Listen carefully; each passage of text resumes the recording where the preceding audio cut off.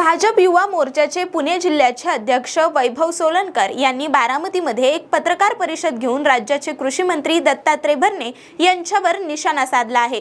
पुणे येथील कृषी महाविद्यालयात एका विद्यार्थ्याचा शॉक लागून मृत्यू झाला आहे। या अनुषंगाने त्यांनी राज्याचे उच्च व तंत्र शिक्षण मंत्री चंद्रकांत पाटील आणि राज्याचे कृषी मंत्री दत्तात्रय भरणे यांच्याकडे या मुलाला न्याय मिळावा यासाठी मागणी केली, पण कृषी मंत्र्यांकडून अद्याप या विषयावर कोणताच तोडगा निघत नसल्याने भाजप युवा मोर्चा 1 मे रोजी कृषी मंत्र्यांच्या घरासमोर आंदोलन करणार आहे।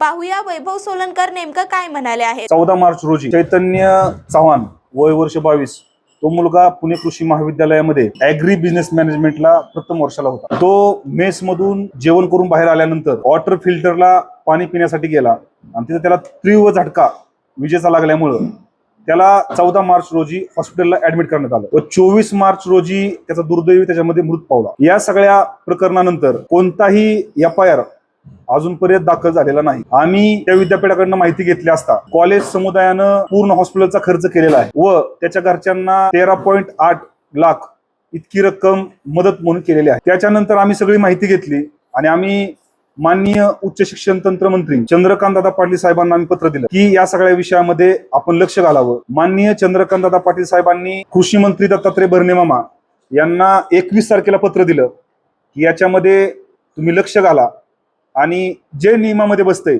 तशी तुम्ही कारवाई करा। याच्यामध्ये आपण भरणे मामांना विनंती केली की या विद्यार्थ्यांच्या घरच्यांना किमान 1 कोटी रुपये मदत व्हावी व त्याच्या घरातील एका कुटुंबामध्ये कोणाला तरी शासकीय नोकरी द्यावी अशी मागणी माननीय कृषी मंत्री महोदयांकडे केलेली आहे। बराच कालावधी गेल्यानंतर याच्यामध्ये कोणतीही कारवाई दिसत नाही, म्हणून आम्ही 1 मे रोजी भरणेवाडी तालुका इंदापूर येथे भारतीय जनता युवा मोर्चाच्या वतीनं कृषी मंत्र्यांच्या घरावरती भव्य दिव्य असा आम्ही मोर्चाचं आयोजन करत आहोत। 1 मे पर्यंत जर कृषी मंत्र्यांनी याच्यावरती कोणतीही कारवाई केली नाही तर आम्ही 1 मेला सकाळी भारतीय जनता युवा मोर्चा म्हणून आम्ही मोर्चा काढणार आहोत।